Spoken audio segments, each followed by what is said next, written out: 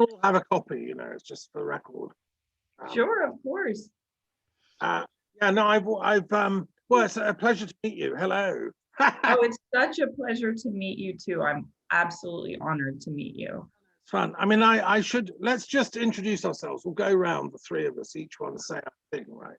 So I'm a bit like a later version of Manly Hall by the sound of it. Only I had to be the oil baron and the book baron.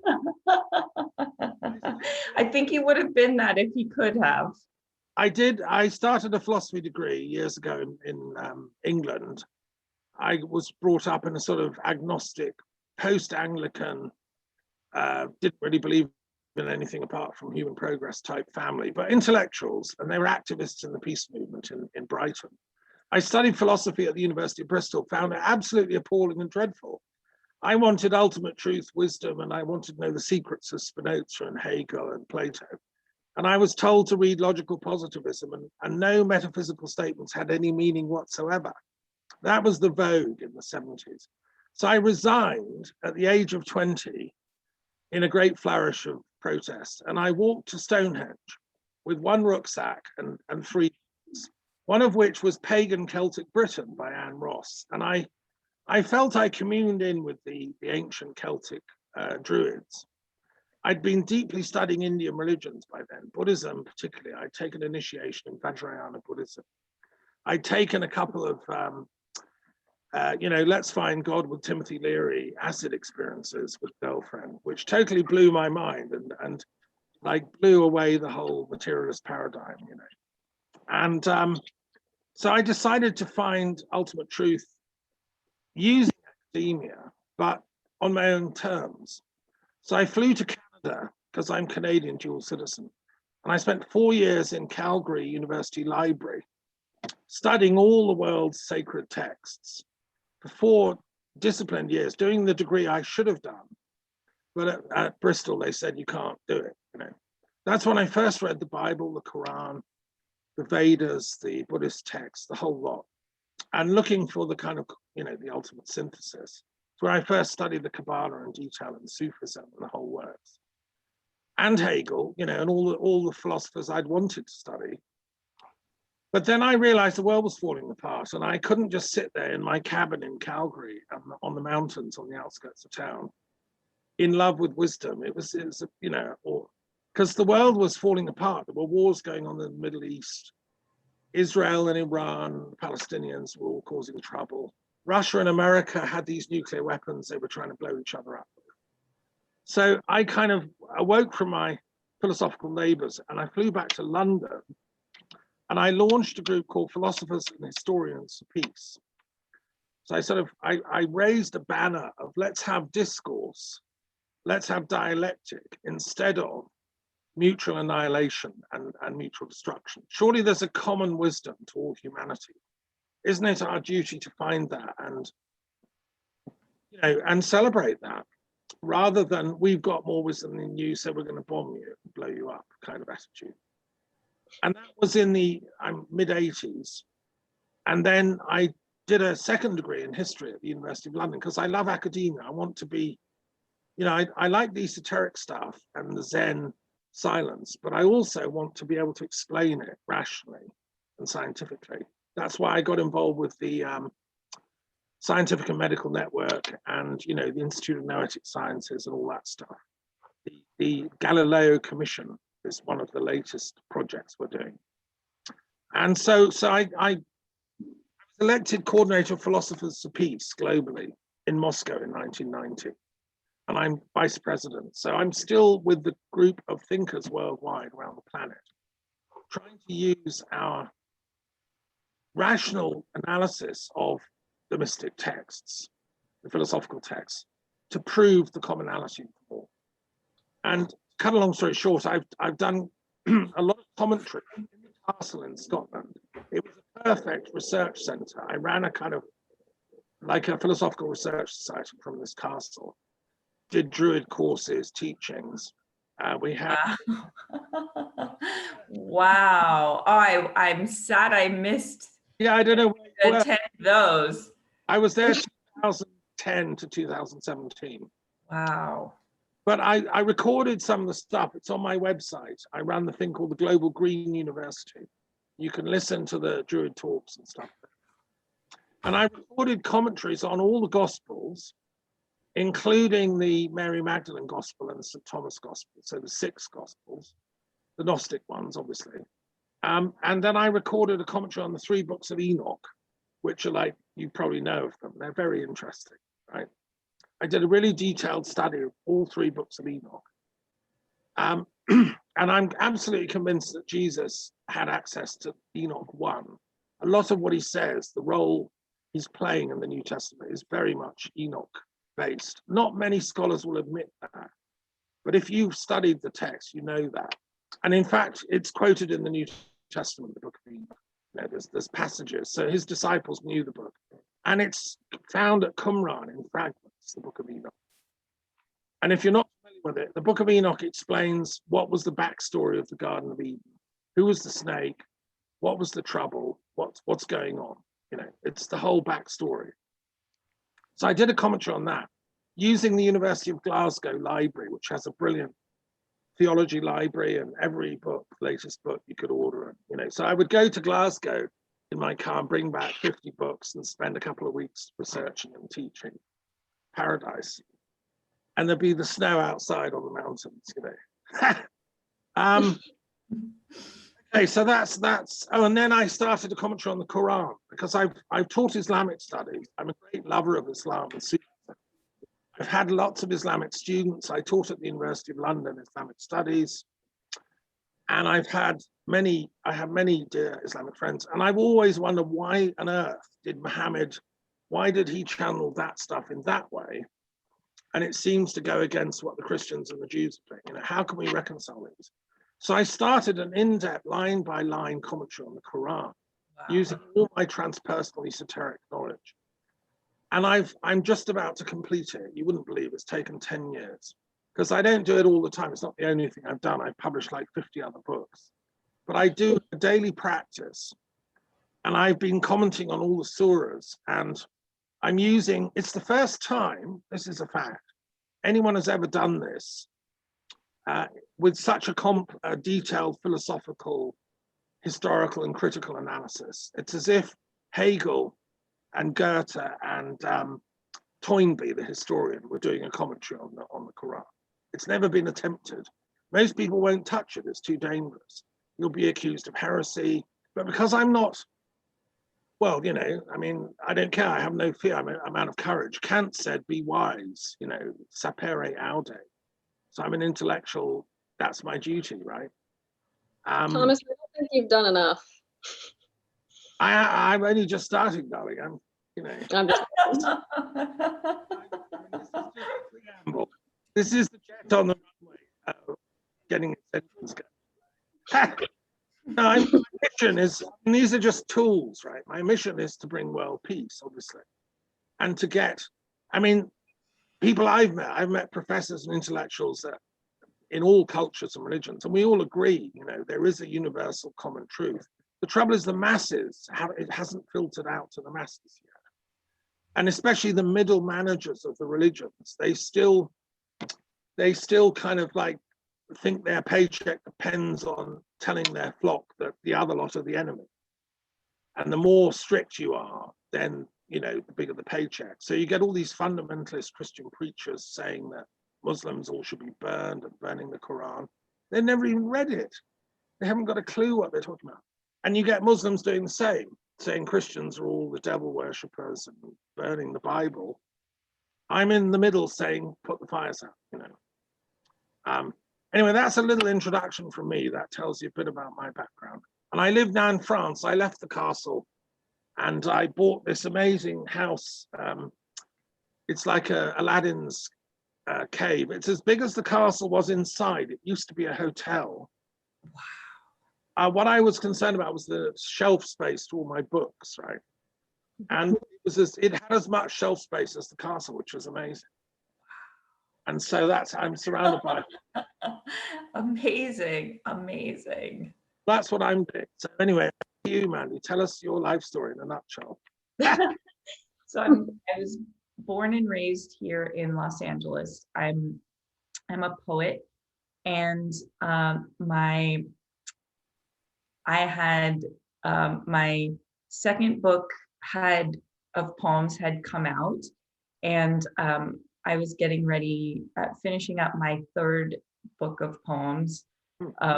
I had, in addition to being a poet, I also work as an opera librettist. So I work in the classical music world, writing, taking commissions from composers to write words that become works of new music, either a complete opera, or sometimes we collaborate to make a freestanding song, a choral work, that sort of thing.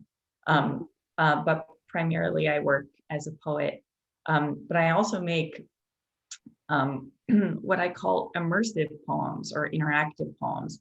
These are poems that require 2 or 5 or 10 speakers at once, and that I sort of conduct almost like a piece of classical music. They have a duration, let's say 3 minutes long.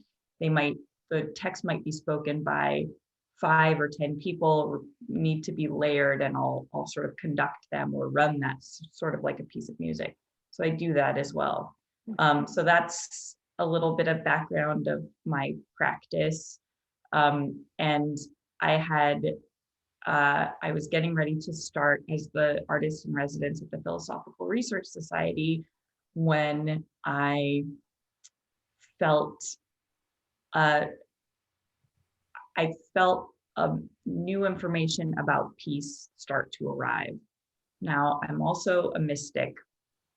And so I have, I work with my intuition every day. And so I know what it feels like to receive a poem. I know what it feels like to receive intuitive information. I've spent years practicing how to encounter my intuitive information and really be able to discern what it is.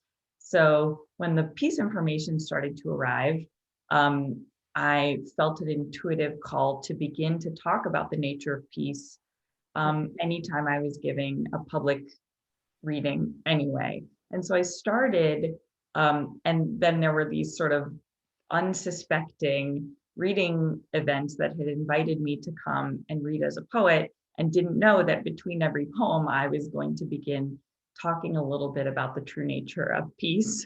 But I did.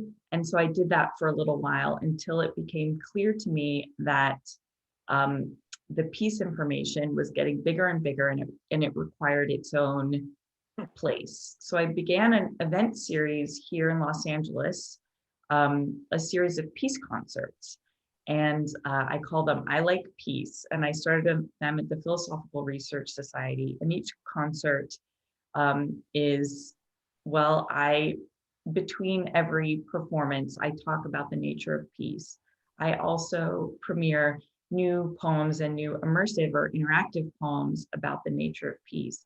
And then there's also classical music, fine art. It's a little bit of a happening.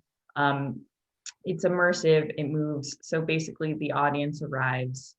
We usually get about 300 people that come to these events. And then some of it will happen in the courtyard. Then the whole audience will maybe move to the auditorium. There might be sort of an immersive performance there. Move into the library. There might be something happening there. So I started this series of peace concerts, and those went until just before lockdown here in Los Angeles. And then I also did a concert at the Getty Museum here in Los Angeles that was sort of kind of a compilation of the immersive peace-based works that I had been premiering elsewhere.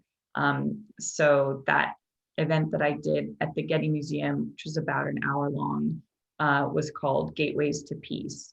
And that event had 3 opera singers in it, 7 actors in it. And so we presented these peace building works. And the concert series was going until lockdown.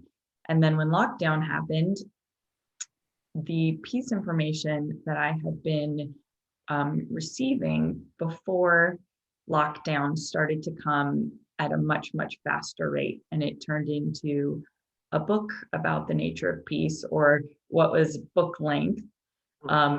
And I could see the invitation to begin teaching the material as a class, and to teach it online, which I, with all of my invitations that I receive intuitively, often they require some personal growth from me. So often it's an invitation to do something that feels challenging, or even intimidating at first, but I'm always shown by taking the invitation why I was given the invitation.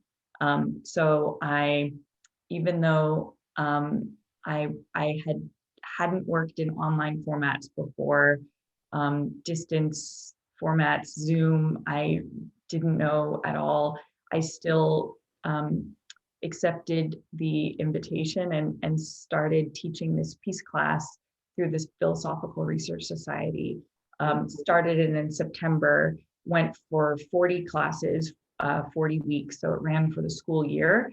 And each class runs for an hour. And in the middle of the class, I deliver a peace talk that's about 1,000 words of text about the nature of peace. So it's been an opportunity to take the peace information, much of which arrived during lockdown, before the start of the class, but also I wrote an enormous amount that I didn't expect to write once the class had begun. So an opportunity to pull out and edit, sharpen about 1,000 words a week. So I came through those 40 classes with about 40,000 words of of edited material that has been shown to me is a book about the nature of peace. Right. And so my 40th class, which also marks my summer break, was on the last day of June. And so I've started taking that peace material and putting it together into a book. That sounds amazing. Yeah. I look forward to further progress on that. And so I think before I comment, let's let Samantha do her intro, because I've got lots of feedback. But let Samantha say a bit about her story so far, because we've only spoken a few times. You grew up in New Jersey, I think, didn't you? Yes, grew up in New Jersey. Also kind of grew up in a more intellectual family, kind of stringent, not super religious, but there was sort of this context around our family of living by certain scriptures, and I always just in myself kind of felt disaligned with that. And so I grew up, I ended up going to college, studying political science and sociology. And from that point went into law school. And I actually ended up studying primarily environmental law. But when I graduated, I ended up doing divorce. And through practicing divorce, there just were a lot of internal crises that I was continuously going through and didn't understand. I'm still sort of working through a lot of those crises because I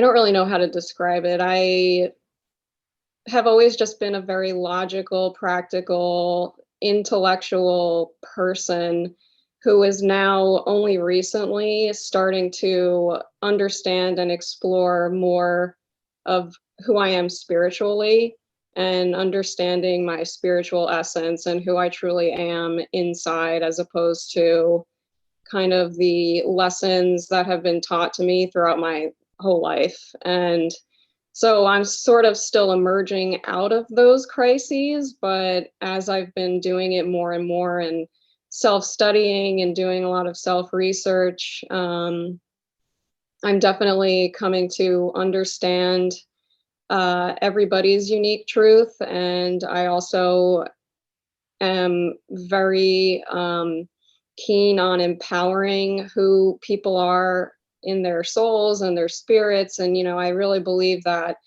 we are part of this sort of ethereal unity, this unified intelligence prior to incarnating into our physical form. And when we choose, and this is just my own opinion, but I believe that we choose the life that we're going to live, and we live these many lives, but we choose the life that we're going to live based on what may give us the best opportunity to learn certain lessons or heal past traumas. And how we end up going through our life is sort of the free will and the choice that we have as human beings. So those are the lessons that I'm starting to learn now. But on the material plane, after I studied law, I went into cannabis because I found that psychedelics and just cannabis helped open my mind. And I had been consuming for over 10 years. I actually don't really consume anymore because I'm very curious about dream interpretation. And I think there's a lot of meaning behind dreams. And I've been having very interesting dreams. And so, yeah, I mean, that's kind of a little bit about my background. Very great. No, I think we're an interesting bunch, aren't we? So let's go round again. Let's have another round. And then we can add little comments in our go. So I'll go. Okay, I think it's my. So thank you for sharing, you two. And yes, I didn't share very much in that first little introduction. I want to share a couple of other things I've been up to, which might, and I know Samantha knows about this, but you don't, Mandy. So as a philosopher, I also ended up teaching in schools in Britain for 10 years. I trained as a teacher to confront the secondary school education system. And I chose to train as a religious studies and philosophy teacher, obviously. And I worked, you know, very hard as the training, and then I was a very good teacher. But the schools are in meltdown. The kids are running wild. There's very little respect for knowledge, for intellectuals, for books, for anything, you know. It was like going into like, well, a madhouse, some of the schools. I also taught at very different kinds of schools. I ended up teaching in an all boys selective grammar school with very bright kids who want to learn and who loved what I was teaching, and they could really understand it. They were intelligent enough. And I ended up teaching in a couple of girls' schools, similar, like Rodine, you know, these are famous private schools. But I encountered again and again the attitude from 90% of the kids in the school, even the clever ones. Religious studies and philosophy, they're meaningless because they're not fact-based, they're not scientific. You can't measure them, test them. I want to be an empirical chemist, engineer, software designer, economist, you know, that was the attitude. So materialism plus maths was the kind of, you know, that's the only valid form of knowledge. So I devised two things as a strategy to counter this as a teacher.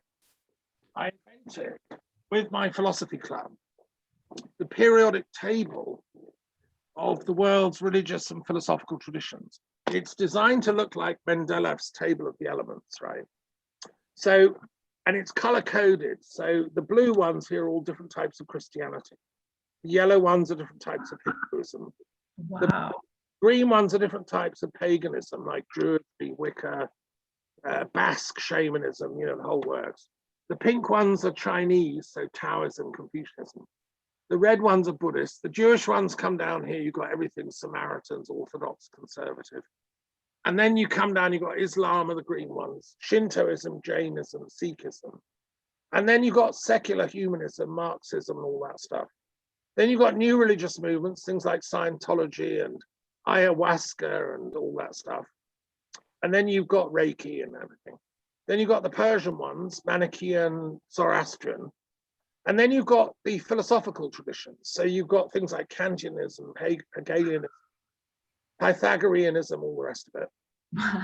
Then you've got new religious, esoteric.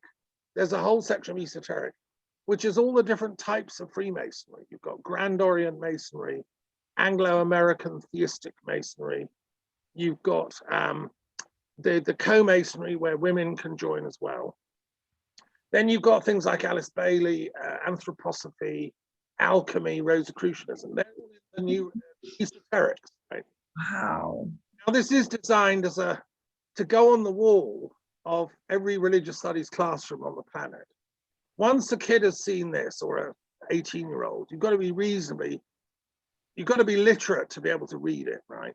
It also has on it the numbers of followers of each of these paths. So there's an analysis of how many. Wow. Scientific tools. I'd love it to be, you should put it on the library of your philosophical research society, you know. And then there's a book that goes with it, and there's a website, and you click on each box and it tells you when it was founded, who by, what are its sacred texts. Wow. Yeah, I mean, this is my incredible. Yeah, this is like a load of work. It's my counterargument to the materialist idiots that say that philosophy isn't real knowledge. So I designed this, and some of them went on to read philosophy at Oxford. They read, the penny dropped. Do you know what I mean? I taught at the University of Oxford as part of my career, by the way. So this is my present, and yeah, I've got a guy in Canada who's coordinates my institute in Canada, who's getting 1,000 posters printed, and we're gonna offer them to schools and college departments throughout North America. That this should be on the wall, and it's a scientific tool. I'm not saying because it's got a box that I approve of it or I don't approve of it. Like in the new religious movements, you've got Satanism next to Thelema. There are people who go around calling themselves Satanists or Thelema. They have their holy text, they have their belief system. I'm not saying whether or not, you know, they're the truth. I'm saying this is what you need to know if you're going to study my subject. There's 168 boxes.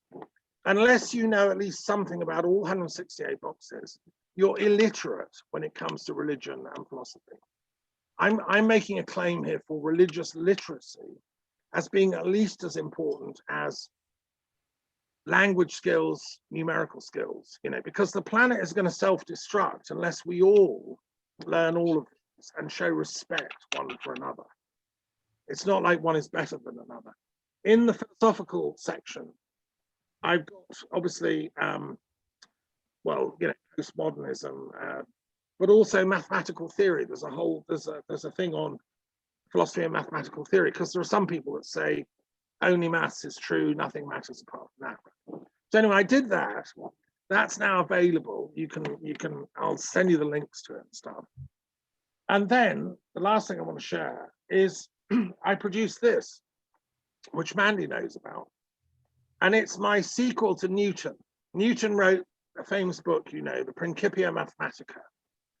And I don't know if you've ever read it or tried to read it.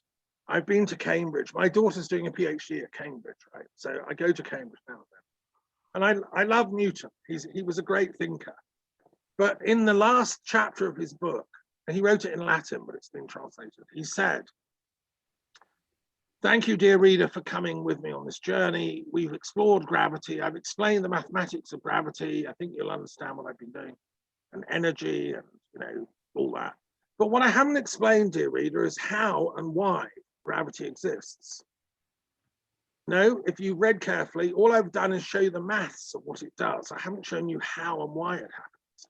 And that, dear reader, I suspect has got something to do with God. And the reason I say that is I think God must be something like some kind of spiritual entity that's spread throughout all time and space, like a very fine spirit, and therefore must be something to do with gravity. But I'm not going to go into that now because that's a whole other book. Okay, then he ends the book. That's where it stops, right? So I came along when I discovered that. I thought, to be naughty. So I've done the sequel. This is the book he promised but never wrote. Wow. I've channeled Newton's thoughts. You know, as a philosopher, I like to psych into the minds of these people and channel their thoughts. So I call mine Philosophiae Religionis Principia Mathematica. His was Philosophiae Naturalis Principia Mathematica, the mathematical principles of natural philosophy.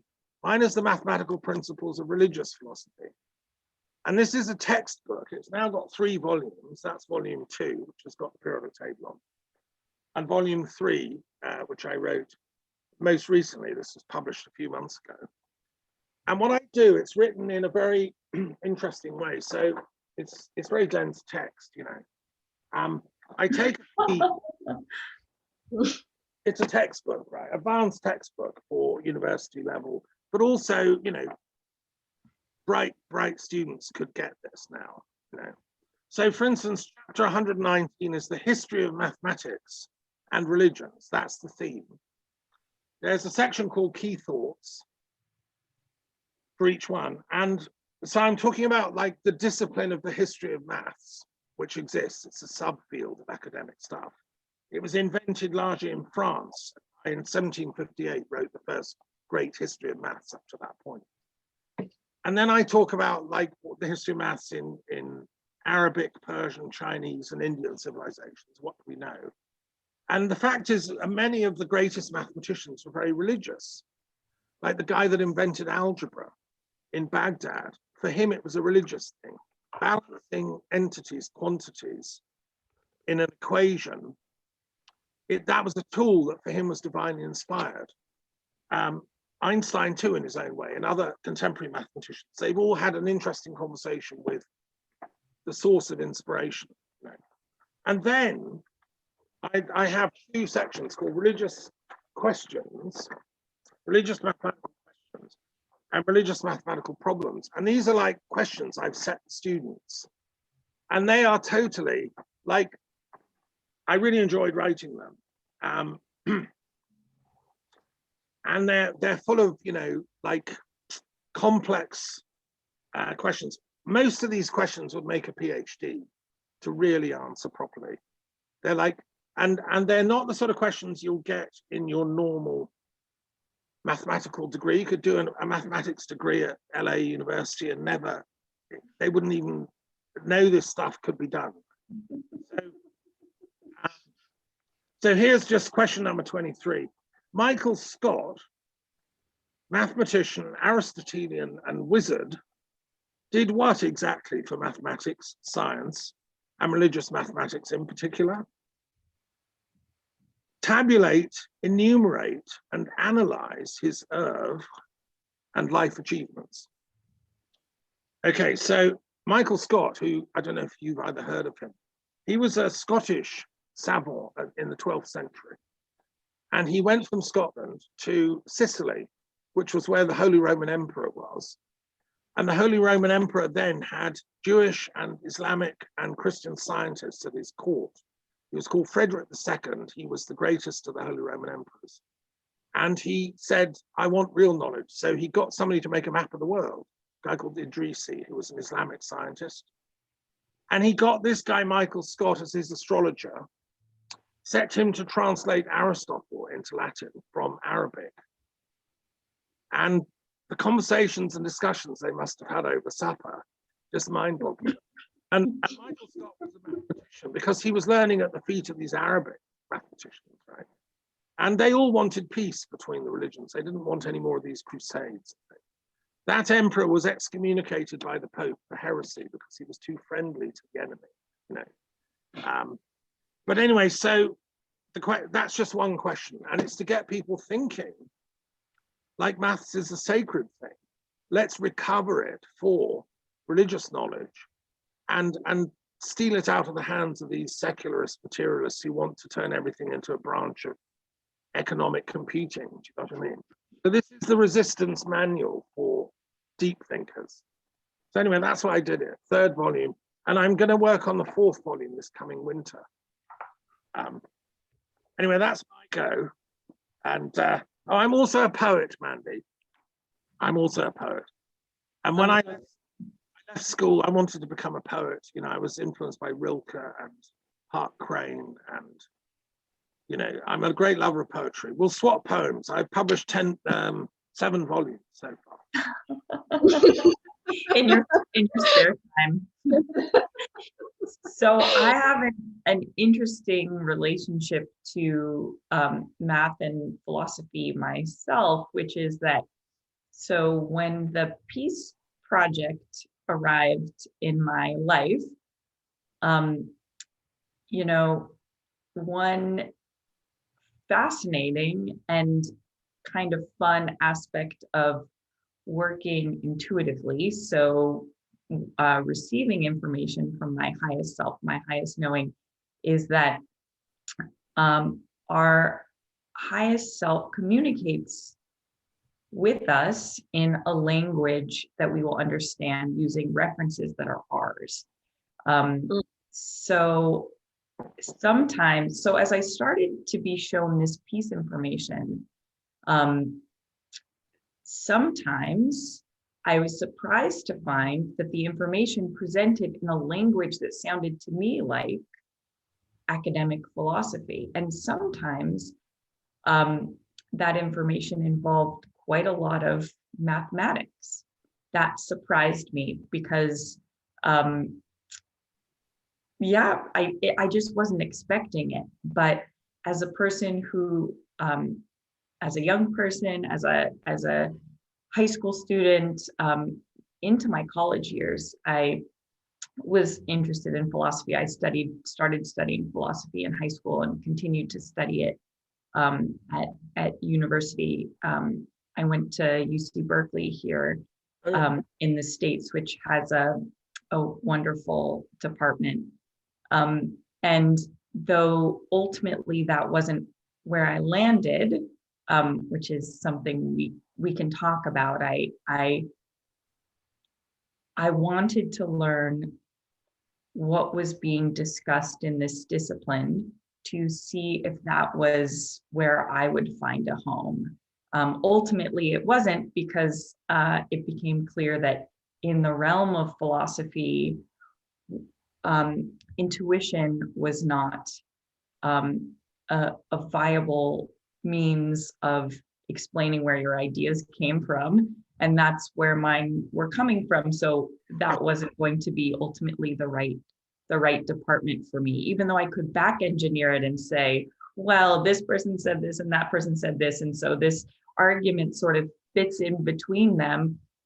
It wasn't allowing me to speak my full truth, which is, well, I'm getting this intuitively, and I'm able to, I'm not just using the 5 senses, and I'm not just using the history of this discipline to make an argument. I'm also using my 6th sense, and I'm also connecting to, you know, or the 5th element, right? The ethers.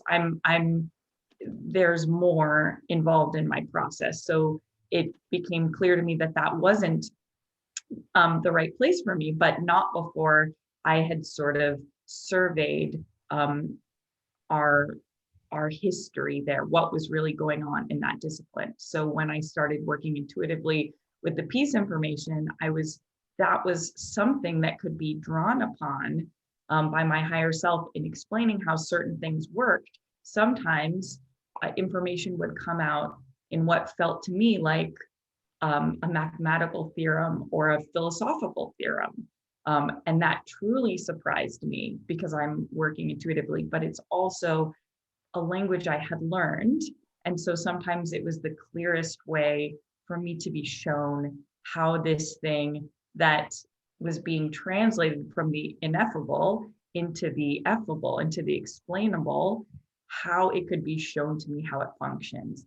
And then also, interestingly enough, on the other side of it, as a poet, my specialty, as it is with all poets, my specialty is metaphor. This is what I've studied as a poet my whole life. And so that made me, when the piece information started to present, put me in a very in a situation in which metaphor could be used to show me how peace functions, what peace is, what peace truly is, how it functions, and I could be shown by way of metaphor. And it's natural for me to use metaphor. I have a whole lifetime in the practice of using metaphor. And then the last aspect of it, as a poet, I've also spent my whole life in the working with the nuts and bolts of language and languaging, how to translate into the understandable what is a moment that seems almost beyond description. So it was natural for me to work with the translation of something that is very, very difficult to translate. Difficult to translate because from at the level of the peace mind is the high mind, the connected mind, the universal mind, the mind of oneness. That mind is literally at a different perspective than our connected mind. So it's a kind of translating from one kind of language and one way of seeing, one way of perceiving, a way of perceiving in which it is not just understood that we are connected, it is simply, it's known. It's known not because it's an option and it's the most likely option or it's the best argued option. It is lived. It is, we would call it law, but it's so beyond any kind of law we experience here, the law of the land. Even physical laws here exist more or less. You feel gravity less when you're on the top of a mountain or when you're floating in a spaceship than when you're on the earth. Universal law, which is, at the level of the high mind, there are universal laws that are always true, not different from what we experience to be law here, which is, natural law or locational law. So it's this process of translating from one operating system, really one way of seeing, to another. Anyway, that's natural to me because that's what I do as a poet anyway. And then it became clear to me in that process, in that project, the limits of the language that I work with, English, the only language that I know, that we don't have a language adequate to describe what peace is, because we have a language created from separation, from separated worldview. And these concepts exist on a plane in which oneness is standard. And so there has been, for me, in the teaching of peace, a need to create a few new words that help to transition to a way to understand that is not based in this separation and not based in a judgmental worldview, but comes from a unified worldview. So there's been a little bit of language creation that has been required. And then also that's where metaphor has really come into play, because we don't have words that adequately are able to describe what needs to be described, but we do have natural phenomena that will help us to understand what it is. We know what it looks like when a flock of birds lifts together at once. We know what that looks like, and we know what that feels like. So we know what it is to be individual birds and also a flock of birds, because we've seen birds do it. We've seen School of Fish do it. We've seen how ants live. So there's enough here in the natural world that we can use as fodder for metaphorical explanation, but there's also a need for new language. So I'm also working on that level.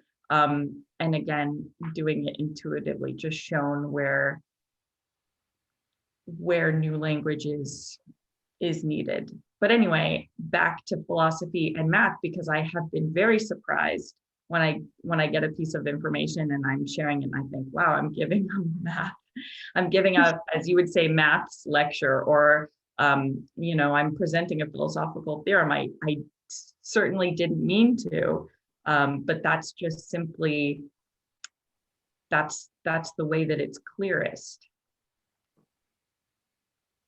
Right. Bravo. Thank Wow. Man, I could listen to you both all day. It's your Yeah. Ah. Oh, beautiful.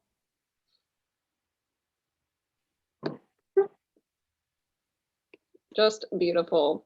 You honestly just like reverberate everything that I've been feeling inside. So thank you for also making this also relatable.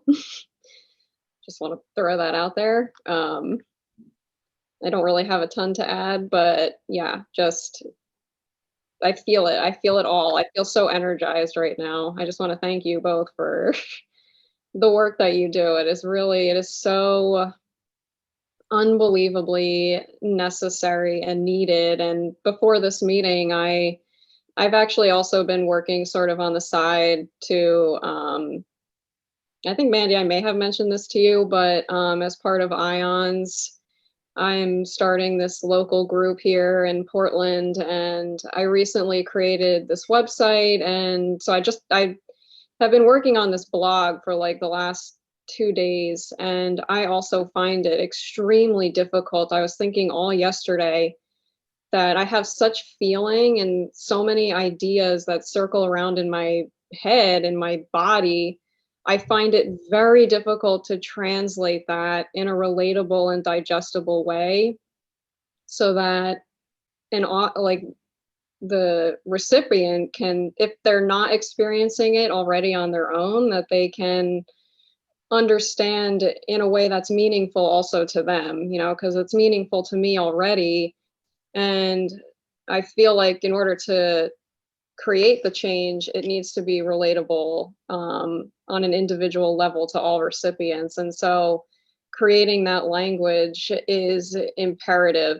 And, it's just like we're talking in the English language, but then how do you translate that among the many different cultures that exist around the planet? And I don't know if that comes like with Mandy, what you were talking about with the sort of orchestral piece of it, but adding music and adding movement and having that translational aspect as well, that sort of transcendental whole body experience that's not just verbal and not just speaking it, but actually how do you embody it and how do you feel it in your soul, so it's just absolutely amazing.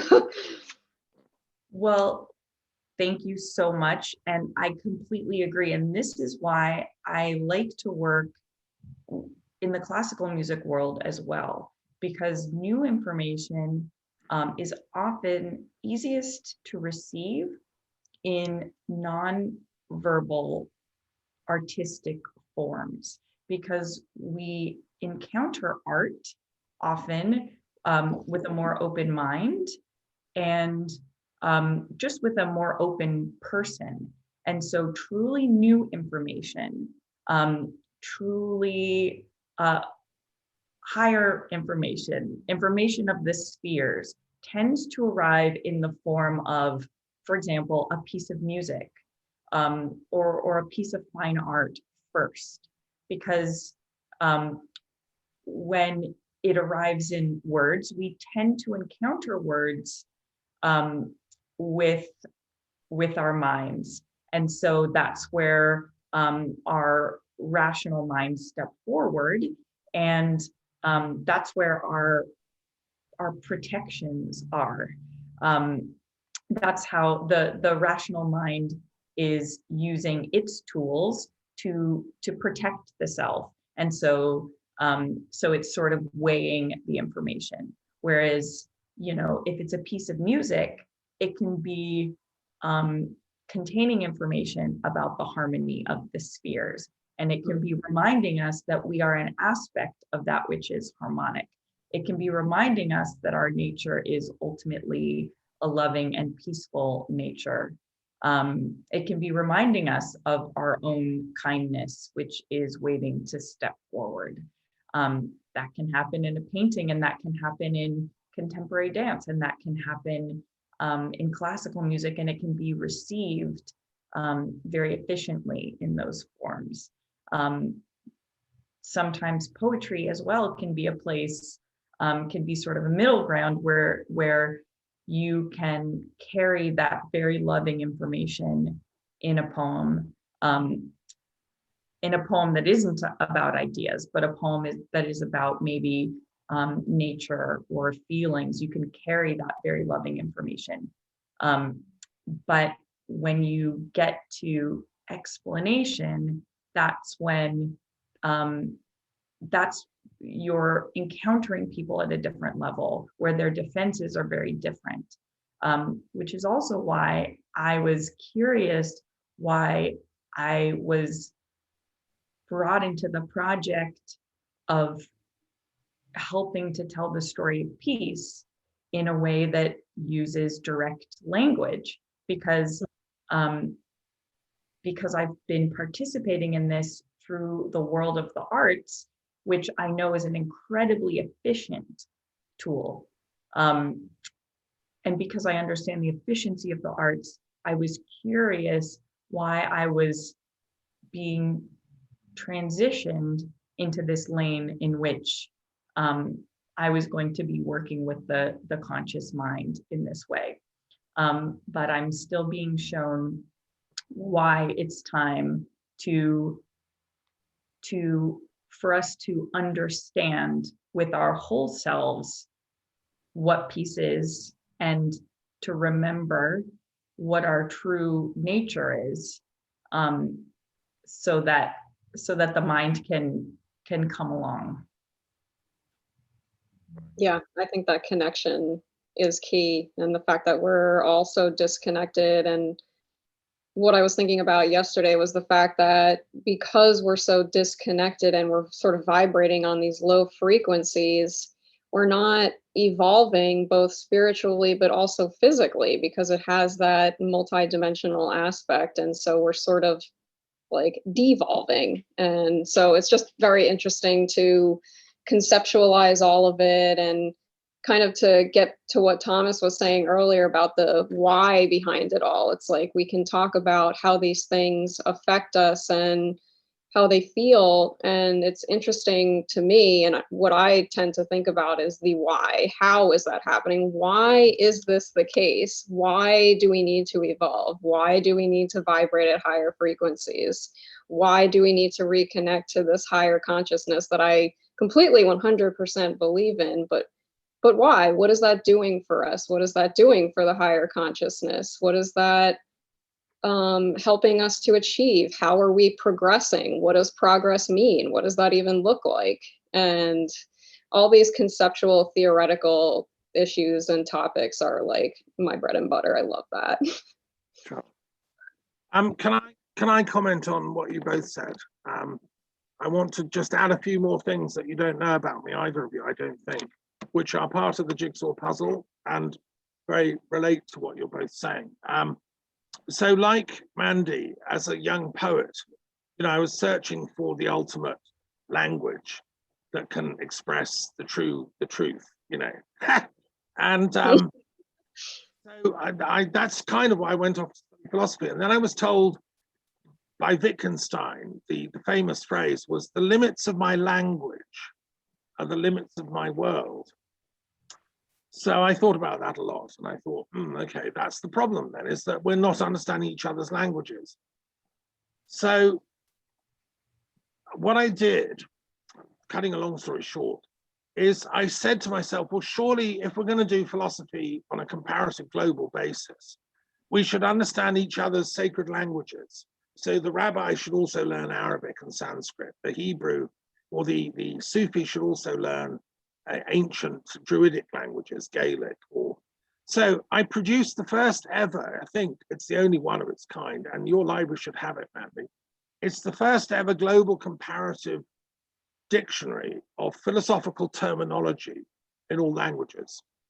So I did word lists in Sanskrit, Hebrew, Arabic, Greek, ancient Greek, and all kinds of languages, all languages, including American Indian languages like Hopi, Tibetan, Pali. And I had a core word list of about 30 words, like the key words like why, cause, God, goddess, truth, love, justice. I had fun compiling the words. And then I said, what we need to do is take this deeper and look at etymology. Why is the word in English, word, connected to world? Well, because they go back to a common root, wir, meaning a human being. And wir alt means the age of man, the age of human beings. We live in the wir alt, which is the age of human beings. Before that, there was the Gott alt, the age of the gods.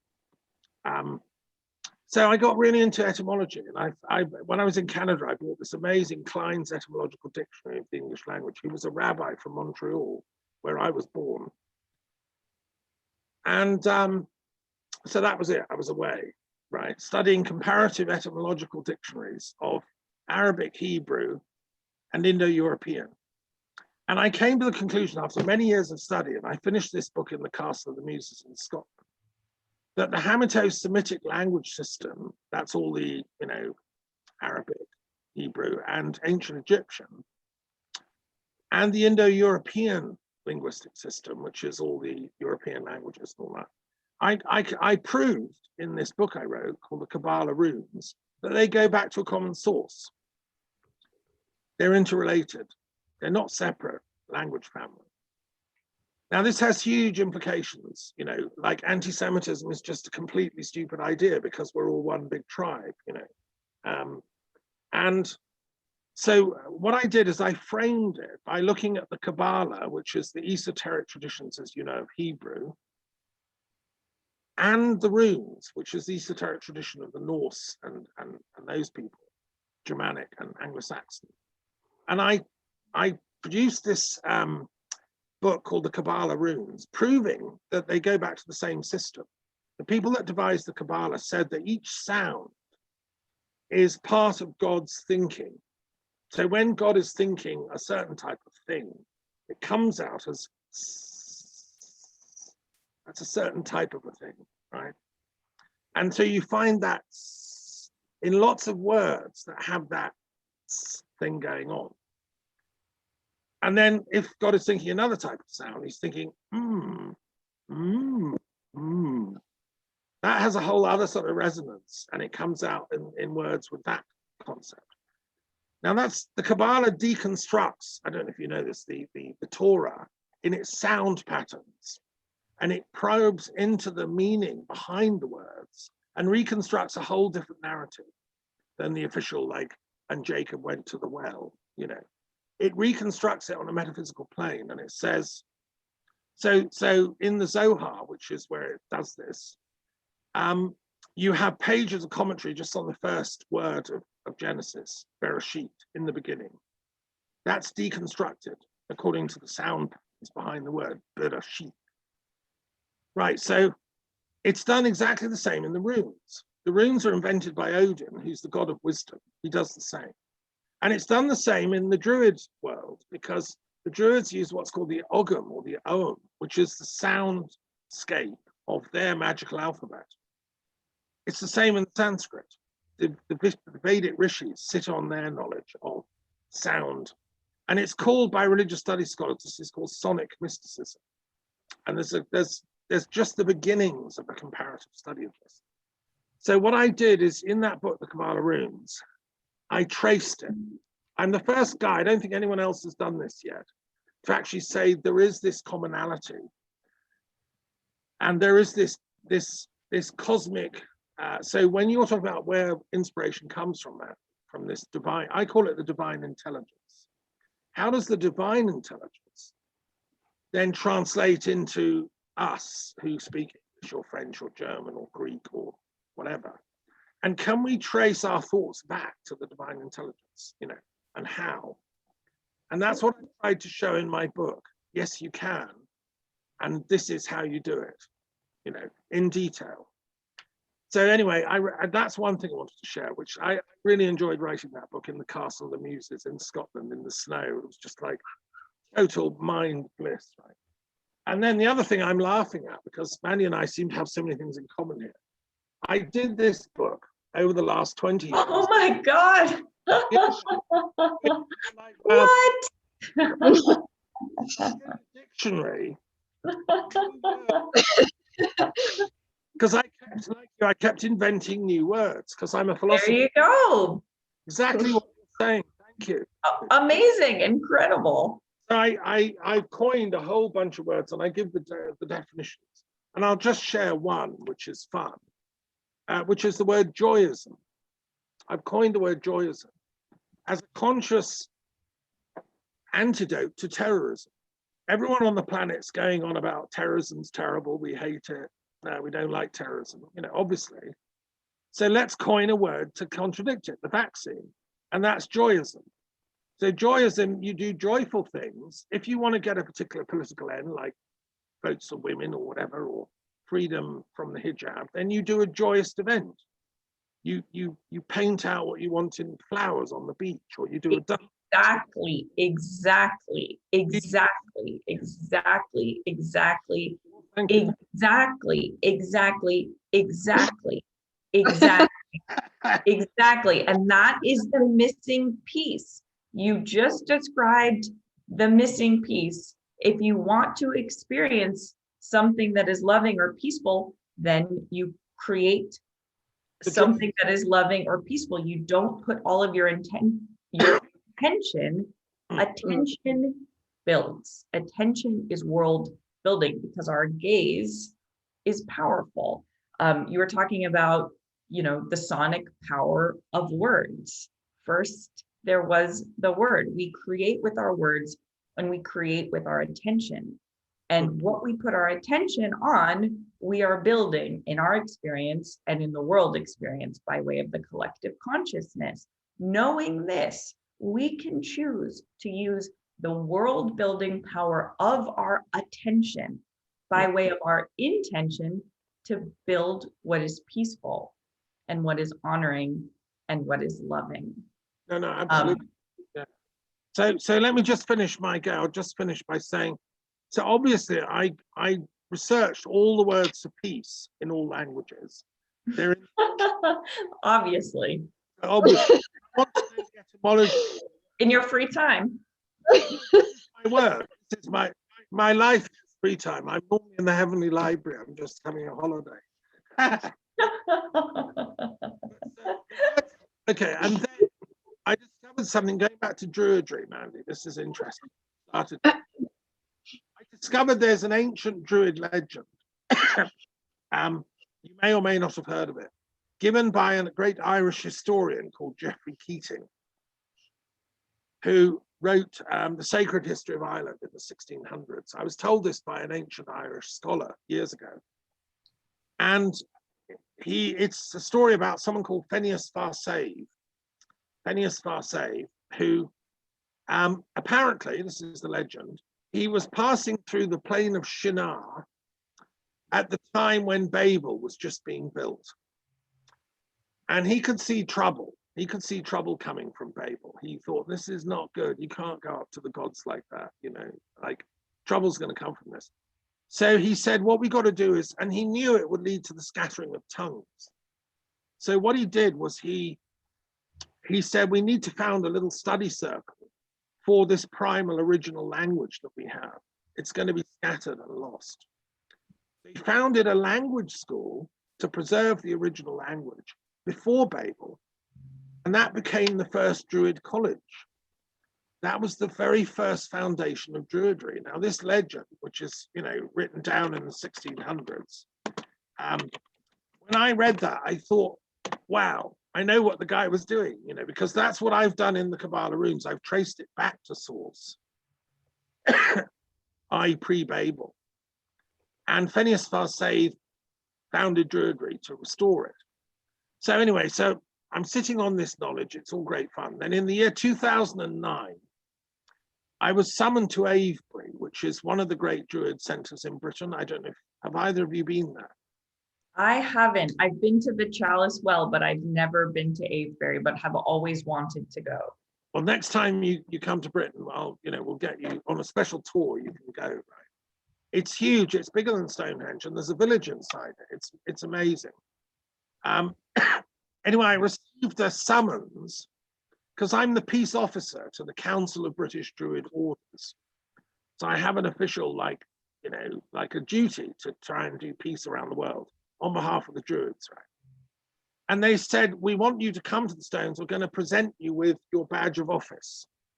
I didn't know what I was going to get. Like, I didn't know, hadn't got a clue. So I went along, got to the middle of the circle. There were about 60 people all gathered around in their robes and ceremonial stuff. And I had my Druid robes on and things. And this chap came towards me, like a tall guy with a long beard, very, Druidical looking guy. And he gave me this sword. He said, Thomas, we like the work you're doing. We're watching you. Keep it up. We want to give you this as an honorary badge of office. It's the Druid Sword of Peace. And on the blade are engraved all the words of peace in all different languages.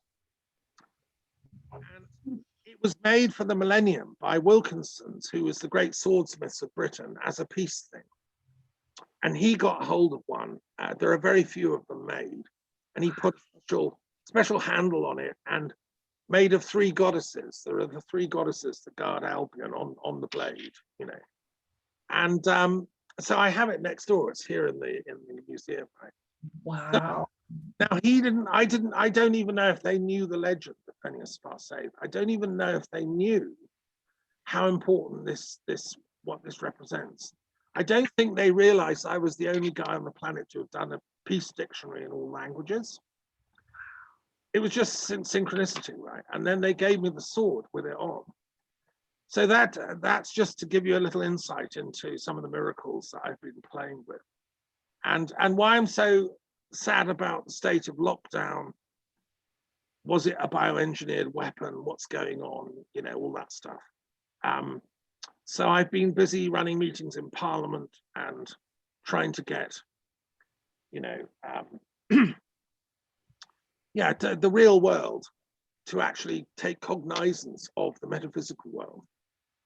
And that's challenging, but that's why I've done my dictionary and all that. And most recently, I wrote this book. I'll just share this last thing. I don't think either of you have seen this. Magical Peacemaker. Handbook, right? And you can, if you go into a downtown bookshop in Los Angeles, there'll be a whole section on magic books, Wicca, how to be a magician, how to be a good druid, all that stuff, what rituals to do and all that. And then there's another section over in the politics area. There'll be a whole load of section of books on peace and nonviolence and conflict resolution, mediation, right? They're totally separate parts of the bookshop. This is the only book that puts them together because I have a PhD in peace studies and I've done my magical practice for years. I thought somebody ought to give the secrets away, how to do peace. I recommend, it's a little thing. It's a course you can do. It takes like every week you do a little practice. It's full of meditations and practical stuff.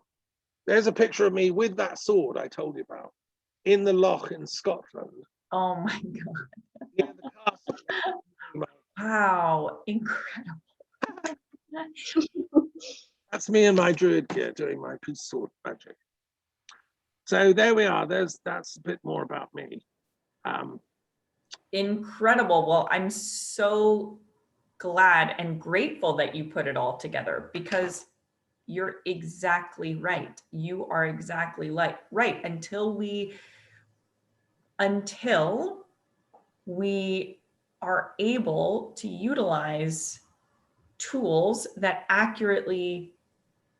can accurately work with how we actually create things, which, practitioners of magic, the those who are part of First Nations communities who understand how to work with the elements. There are monks who are trained by mystery schools. There are many on the planet that truly understand the laws of the universe and how to create things.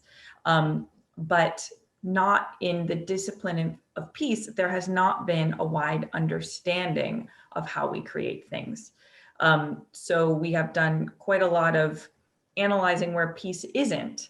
But when we begin to understand that we can incorporate the making of things, the creating of things with our love of peace, with our peace intention, we step into our power as lovers of peace and of builders of peace when we truly understand how peace is created within the individual experience and how our individualized peace, which is part of our consciousness, joins collective consciousness, how we have the ability to peace in our individual consciousness and thereby gift the peace of our individual consciousness to collective consciousness, thereby peacening collective consciousness with ourselves, with that which we have intended into our experience and thereby intended into the collective experience.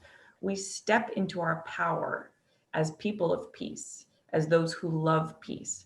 These are small changes. I've always been very inspired by Buckminster Fuller's theory of the rudder.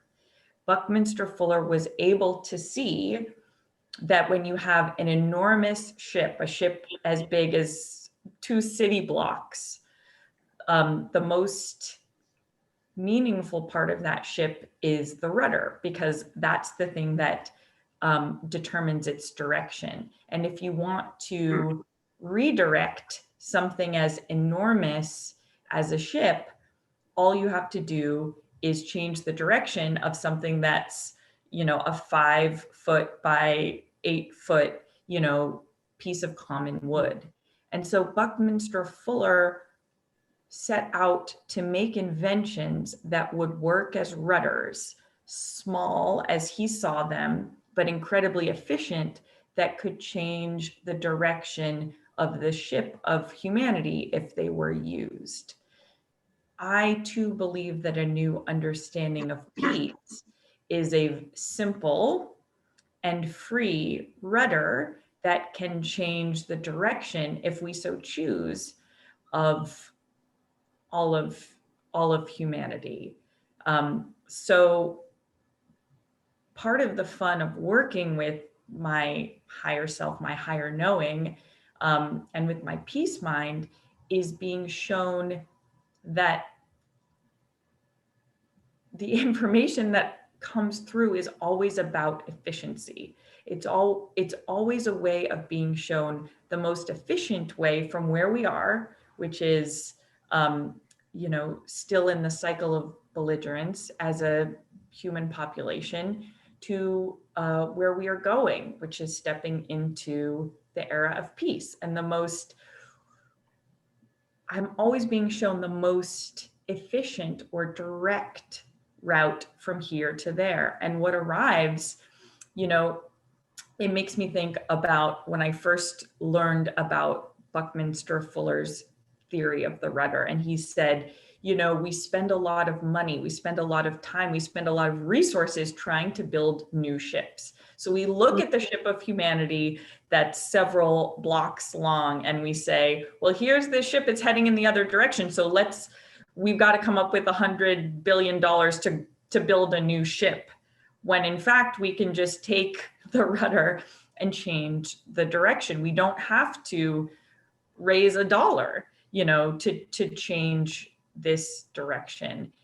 And a new understanding of peace so that it can be better utilized, so that it can be easily utilized. It's free. It doesn't take $1. And it can truly change everything. Something that I've been shown is that peace, when it enters the individual consciousness, and then enters the collective consciousness. When our collective consciousness begins to peacen, meaning when it has a little bit more peace in it, when there's more peace in individual consciousnesses, which is going to lift the level of peace in the collective consciousness, it begins, it's the rising tide that lifts all boats. So as we would perceive it, we would see it as all of society's problems. Peace doesn't see these as problems, which is why I'm using the quotes. But from our perspective, all of society's problems being fixed at once. So from our separated perspective, we're looking at a whole bunch of problems, really disharmony in the human community. But when the collective consciousness peacens, all of those separate problems begin to clear up naturally or organically in one sort of elegant motion. And it is the gifting of peace into the collective consciousness by way of the individual consciousness that does that. So it's the most efficient thing on the planet. Now we have, you know, when we're seeing it from the other way that Buckminster Fuller talks about, when we're seeing it like we've got this huge ship of humanity and it's heading in the wrong direction, so we need to raise money to build a new ship, then we're seeing this. We can be, from our separated perspective, we can be overwhelmed by the details of fixing the problems of humanity. But peace, the substance of peace can be used to simply elegantly transition us out of all of those, what we call problems. They're symptoms of a separated mind view. We can shift out of all of those symptoms at once, just like you can take a body that is out of health. A body that is out of health might be having 20 different symptoms of lack of health at once. So you can either say, well, I'm having a rash, I need to see a rash specialist, and I'm having sore joints, I need to see a joint specialist. Or you can realize that all of these symptoms of this body out of harmony are symptoms of one thing, and that we can return the body to health, and then we can experience health. And a healthy humanity is a humanity that is a peaceful expression of the individual and a collective peaceful expression. So it's really about, I have been shown the great efficiency of peace, which is the great practicality of peace. It is a practical tool that can be used in our day-to-day lives to bring more harmony into our experience and to bring more harmony into the collective experience.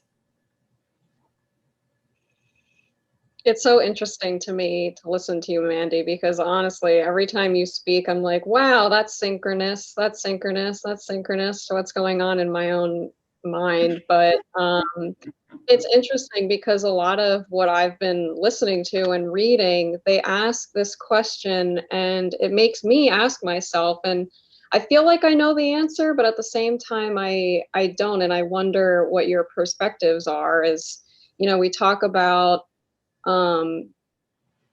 sort of setting up the tools to elevate the peacefulness within the individual and then ultimately within the collective, and the importance of that. And so that to me is also a very key aspect, because when you start communicating this to the rest of the world, a lot of times the question becomes, why is this so important?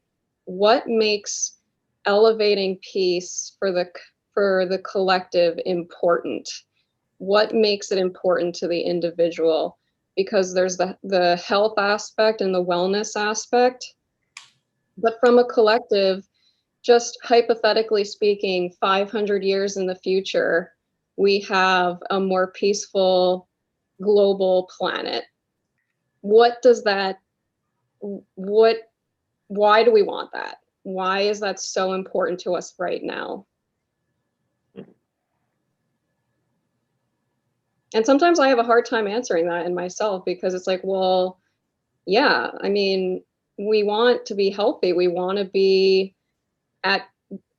I keep saying at peace in ourselves and in the collective, and sort of live in this communal space where we can be free.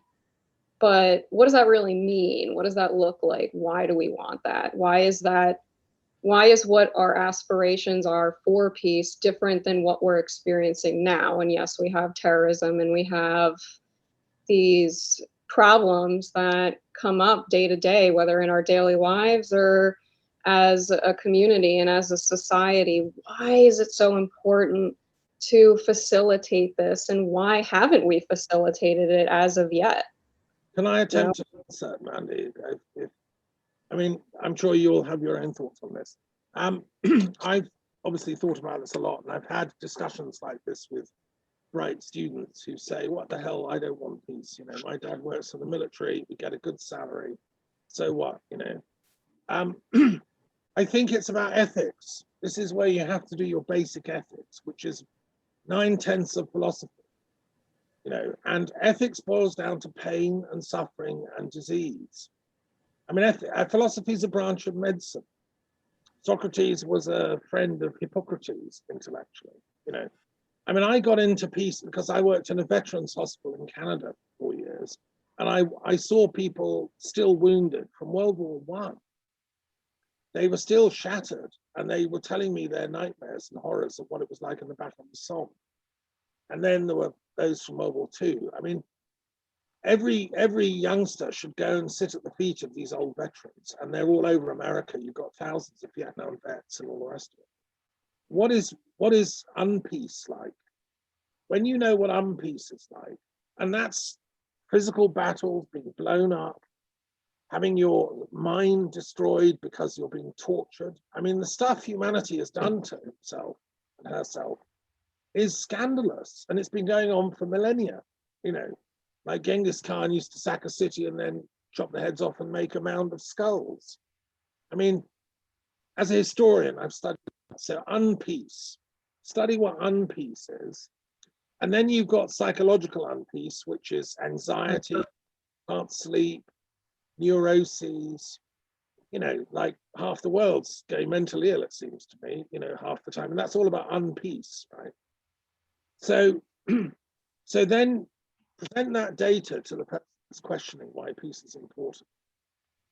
And then ask them when they've really felt pain. What was the worst pain? Toothache, when their girlfriend left them, what, you know? Well, then multiply that by 100 million. And that's what you've got going on the planet right now. People are being tortured. They can't, they're dying of radiation sickness. You know, they're dying of heartbreak because their partner's been blown up, whatever. So that's why we have to do peace. That's my answer to that question. It's a medical thing. I was tempted to train as a doctor, medical doctor, you know, and I decided, no, I'm going to be a philosopher for peace, because it's like I'm trying to prevent World War III. I mean, medicine can heal the bodies, but after World War III, it can't, because the weapons we've now got on the planet are so catastrophic that it will multiply the unpeace by zillions. So to me, it's a medical emergency we're facing on the planet. And that's why I love Mandy's work. It's absolutely brilliant. I want to give her the Nobel Peace Prize. I support that. Aw, I love that answer, Thomas. So I wanted to reframe your question a little bit to why is it important to me? I believe we're all here to evolve as individuals, and we're also evolving as a human collective. And we are here with free will, which means we get to evolve at whatever speed we choose. All evolution ultimately is towards that which is peaceful. So peace is the terminus of all evolution. It's sometimes called enlightenment. It's the terminus of the incarnational cycle, is the realization of peace, or the incorporation of the peace mind into the physical experience. That's where everyone is going, and everyone gets to choose the speed at which they take that trip. Meaning, there are many options to choose from, and people get to make their choices. They're here with free will to make those choices. Peace is the place of all patience, because peace understands that ultimately all evolution will end in the peace integration with no exceptions. And so it's the place of all patience, because it understands that we are here to have that free will exploration, and that is where we are going. And therefore, every moment in our experience is a part of our peace evolution. That's ultimately what we're all doing all the time, even though quite often it looks so far from that. It looks so different from that. So each one of us has free will. So we have the opportunity to ask the question, is peace important to me, and why is it important to me? And which ultimately steps us into the question, who am I? Who am I, and what am I? Who am I in this moment, in this lifetime? Who am I in a greater way? Where am I in this incarnation? Why am I here in this lifetime, in this situation, in this place, in this moment? And what do I choose to explore? And why? Why am I making that choice? It's natural for me to love peace and to love the project of bringing peace into my individual experience and thereby into the collective experience, because I can feel so fully my own answer to that question, who am I? Where am I? Why am I? Why am I here? So for me, living in a way that brings peace into my experience and the collective experience is a living into my answer to that question. I am here to incorporate peace into my day-to-day experience in the density of this city. I live in metropolitan Los Angeles. I live in Hollywood, right under the Hollywood sign. I am here in this place, in this dense place of humanity, to bring more peace into my experience and into the collective experience right here in the middle of this density. I chose this place, I chose this lifetime, I chose this body, I chose this time of birth and place of birth to be here now to do this work. So that's everybody's opportunity to have that exploration for themselves. This is a time in which many are engaged in that exploration or answering those questions for themselves. And many will come to the peace building in their own experience and thereby in the collective experience project because they are here now to do it. But they might come to that answer, that very personal, very private answer to those questions. They might come to it through, there are infinite doorways. So you talked, Thomas, about the study of non-peace. You said sit at the feet of veterans. That is a beautiful doorway to the answer to that question for someone. Who am I and why am I here? It might be looking at the extreme, the far place from peace in the face to step into one's answer to that question. And it could be a traditional discipline like philosophy. It could be a more methodical and mind-based exploration of all of the thought traditions that have existed, and then coming to the way of peace that way. For many, it is through the doorway of nature. Simply, one of my great heroes is Henry David Thoreau, who I believe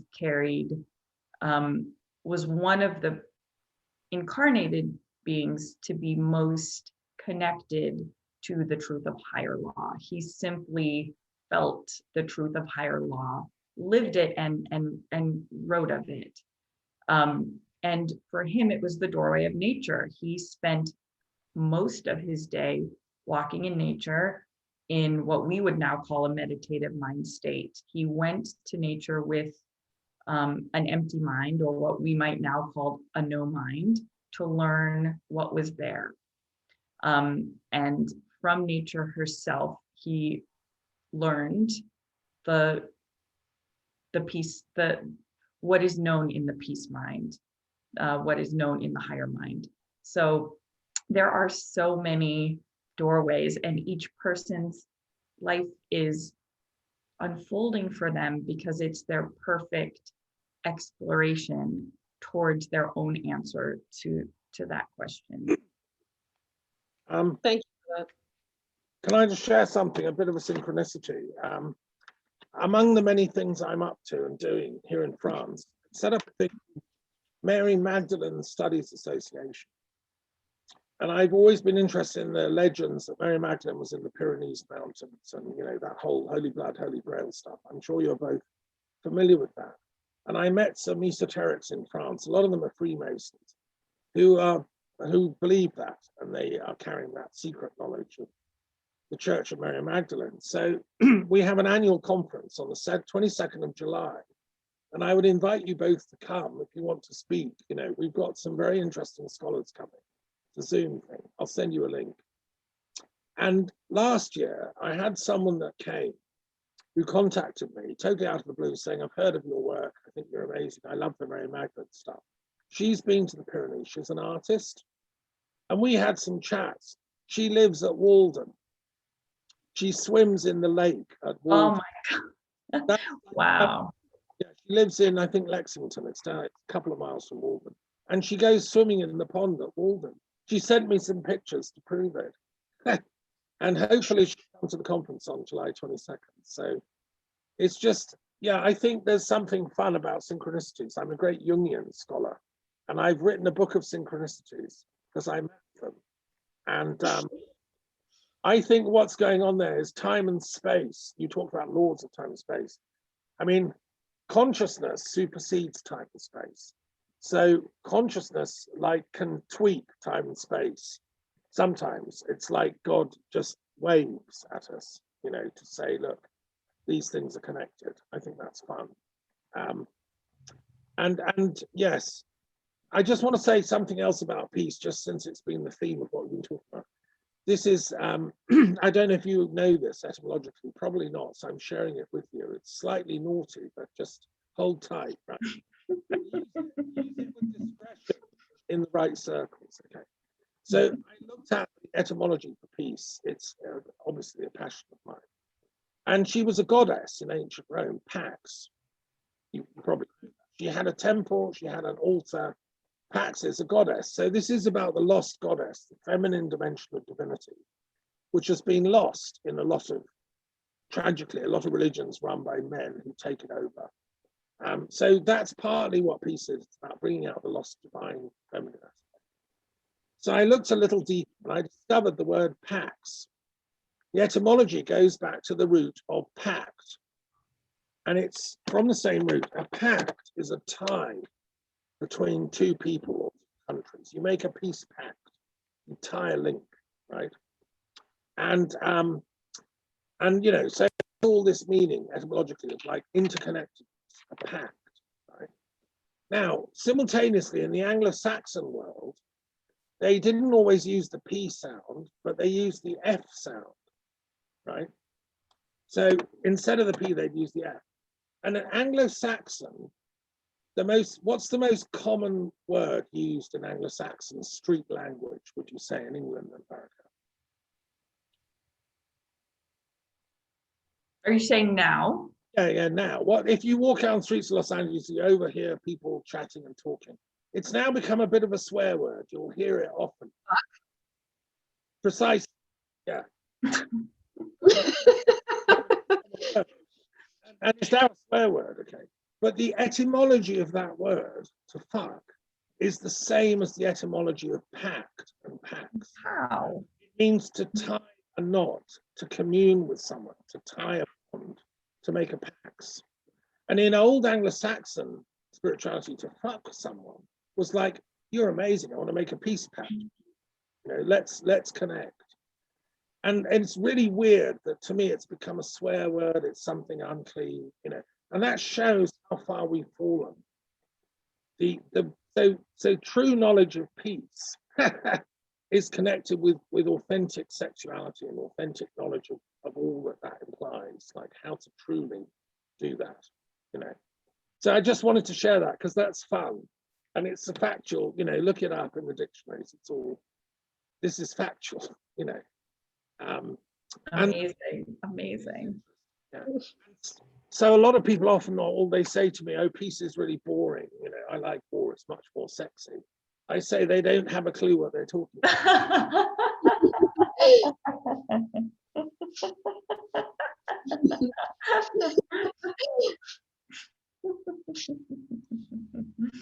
Yeah. Can I make a suggestion? Why don't we finish with a poem? Let's each read a poem to finish. Because this has been such a fun conversation. Do you have a poem for us, Mandy, you can read? Sure, absolutely. Here, let me grab one. Let me go and get mine.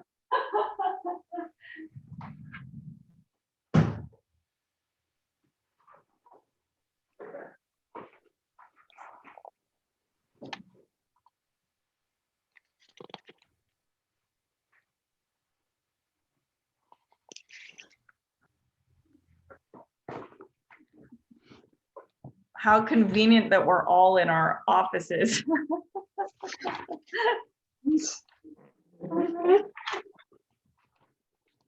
Okay, let's do it.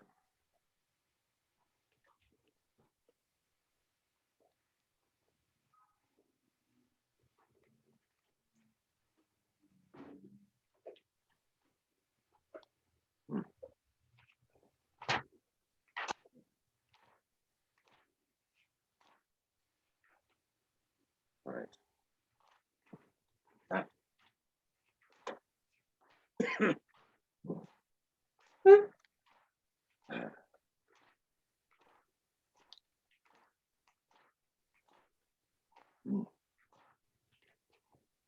Have you all got one?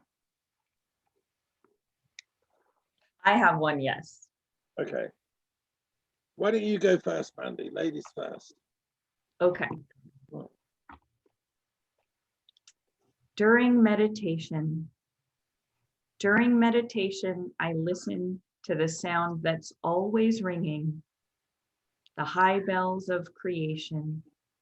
When I asked my mother what that sound was, I'd listen as a small child in my bedroom. She told me there was nothing. I begged she listen with me, and we listened. I heard the air was tolling like a gold chime. She told me there was nothing. Now I spend my mornings hearing carefully all aspects of that pealing. It takes all time to make. On its low end, buzzing of a lit world, a kind of bare wire hanging, the electric shock that is. Higher, a kind of holy ringing, higher crystal singing. the song that water makes in air, mist that climbs the waterfall's high cresting and billows colors, a mist that alters. I listen to that sound and it grows bigger. What undergirds us becomes a river. Gonging, dinging, chiming, and the friction of all things rubbed together. It's this that loops the weather. Most days it is too quiet to measure. Some days it's an ether for the taker. Its high unrolls forever.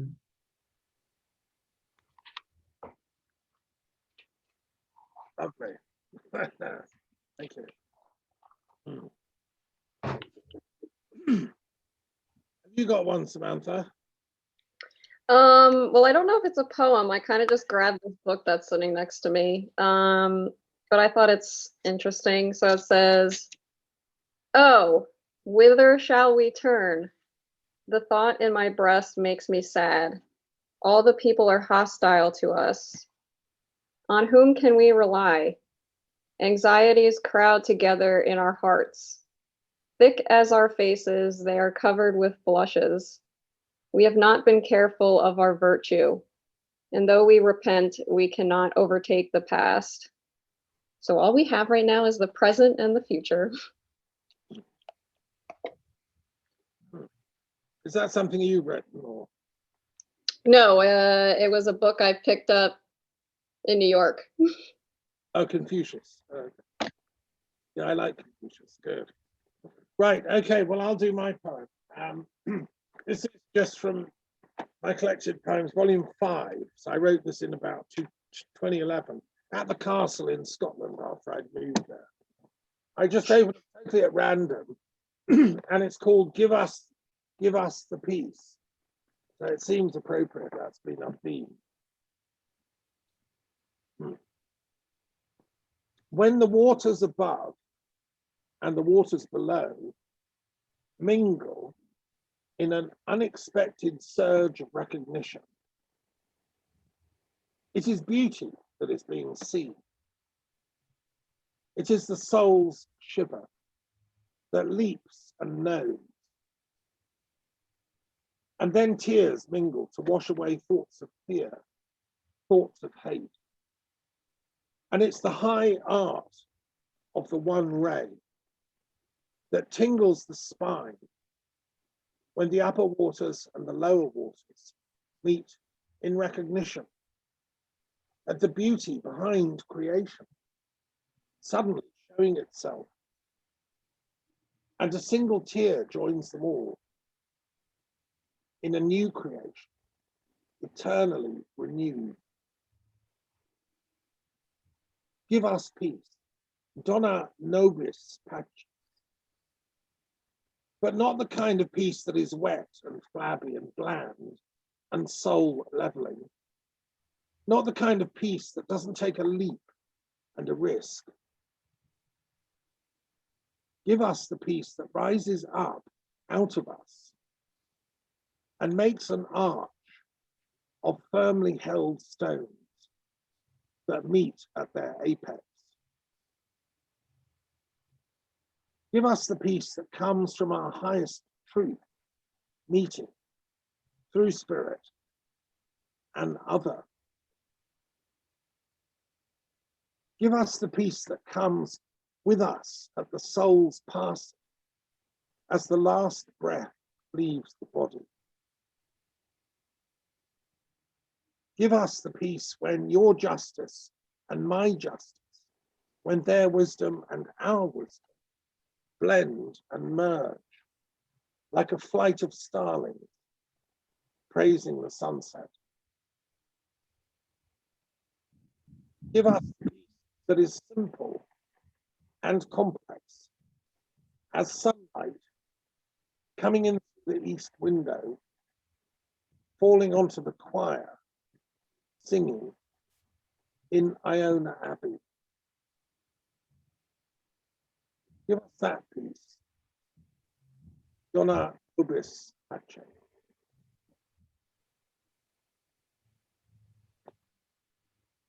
A little poem. I wrote that in Scotland.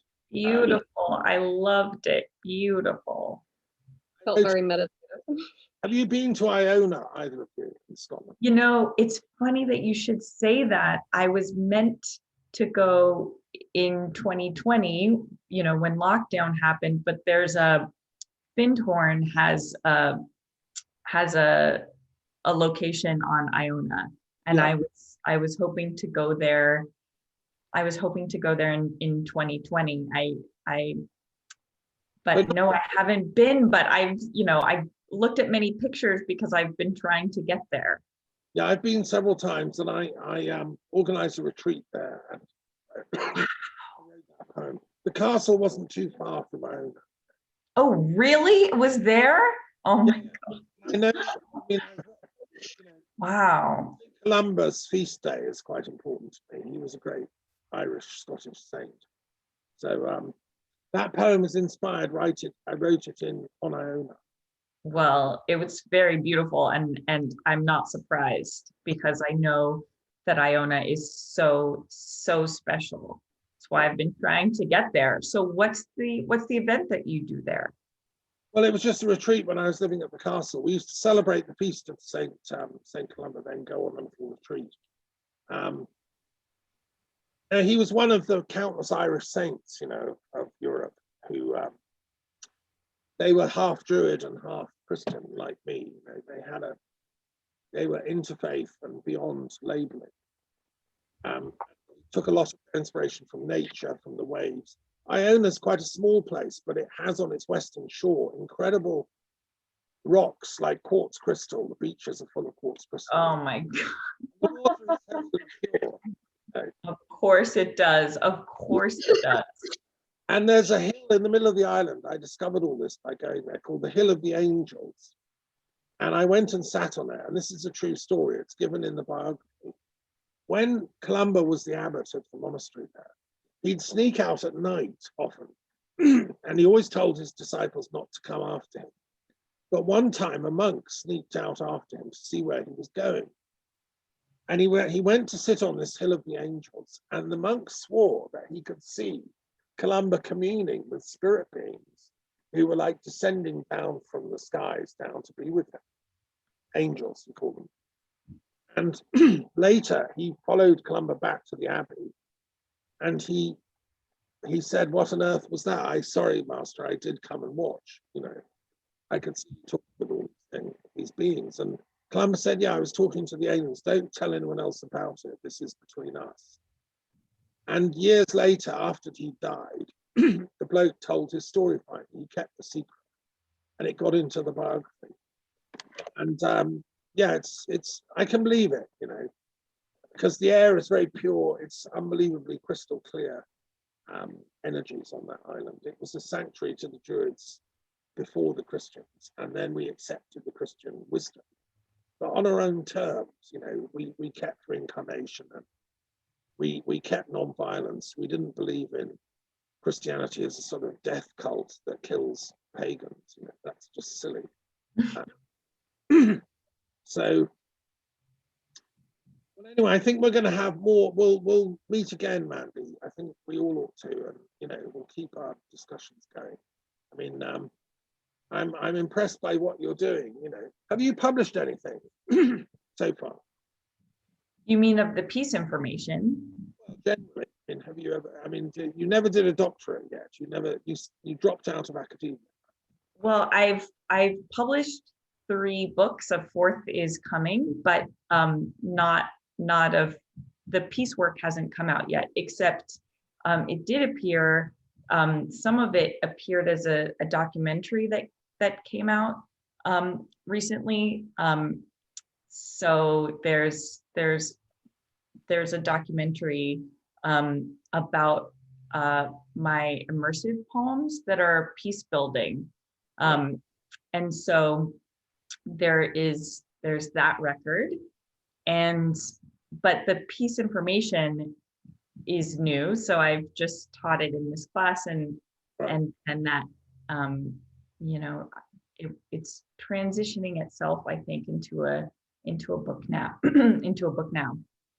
Yeah, and I'm looking forward to that. And what are the 3 that you've published so far? What field are they on? So two books of, actually,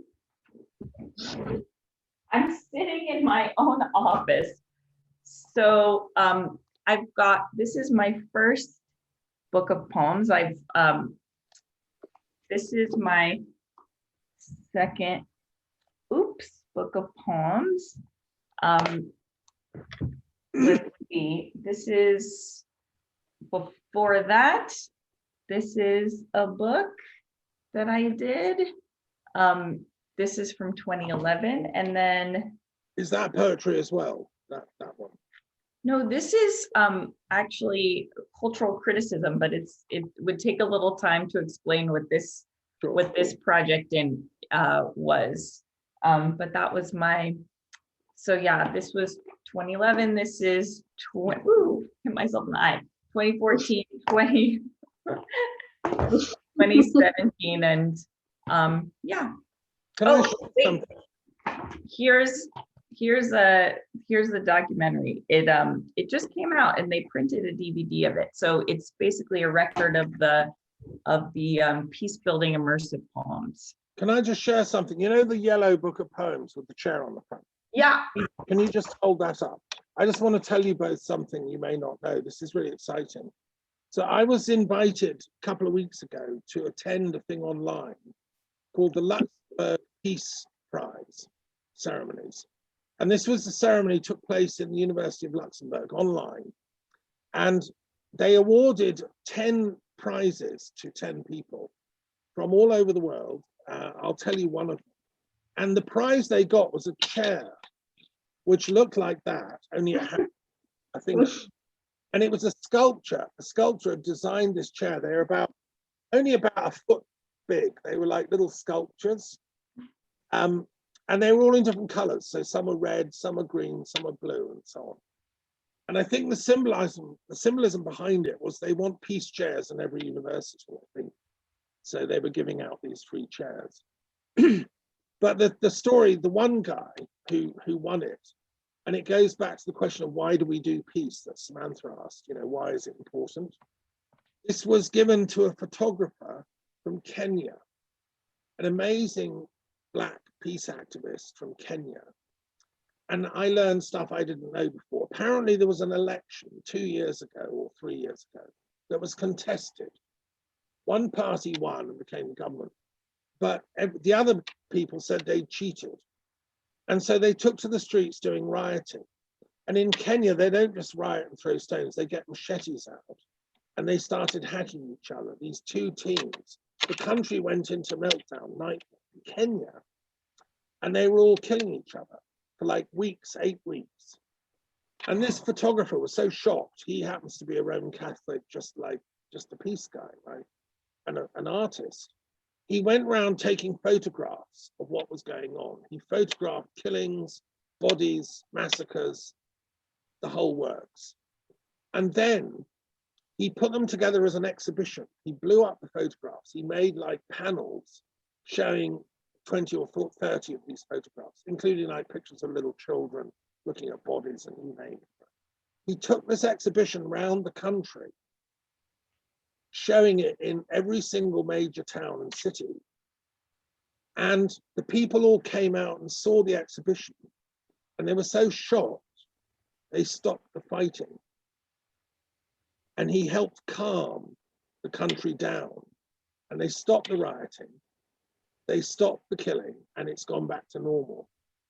So he got the prize because he was a photographer, an artist, who'd used his art as a mirror to show the people how silly they were being. Wow. And it was so moving hearing his talk. He was very articulate, amazing guy. And he got a little peace chair to take home to Kenya. Wow, incredible, incredible. Unbelievable. And there were other people getting the prizes. It was a real honor to be sat in on this conference. People were getting prizes for all kinds of stuff. Well, I'm hoping they'll put the thing online because it was so moving. And if so, I'll send it to you both. But right. So look, let's keep in touch. Okay, we've had our 2 hour. We've been on this for 2 hours. I can't believe, but it seems flown 10 minutes. Right? But it's an honor to meet you, Mandy. It is such an honor to meet you, and I've loved this conversation, Samantha, so much. I'm so grateful for it. This has been such an incredible joy and an honor. Thank you so much. Thanks for setting it up. Yeah. We'll do it Yeah. again sometime, you know, keep in touch. We've got each other's emails so we can share stuff. And what I'll do is I'll share this recording. I mean, you can share it with other people. I don't care. You know, it's like we're giving away secrets here, but that's what we're for. You know? Ditto, you're welcome to share this recording in any way that you'd like. Yeah, and good luck with the Los Angeles Philosophical Research. Give them my love. Send me some photos of the library. Yeah, you should teach a class for us if you ever wanted to. I'm sure your schedule is full, but you would, you know, you could really teach anything, any way that you wanted. We have,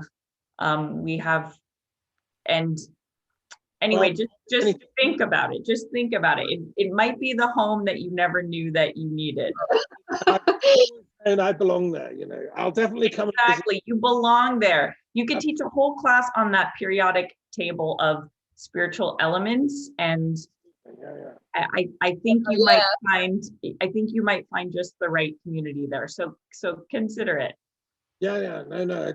You won't be able to keep me away, but you know.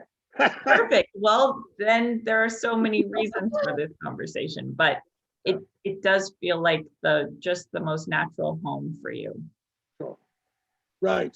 Well, blessings and lots of love, and keep smiling, and you know. Right back at you.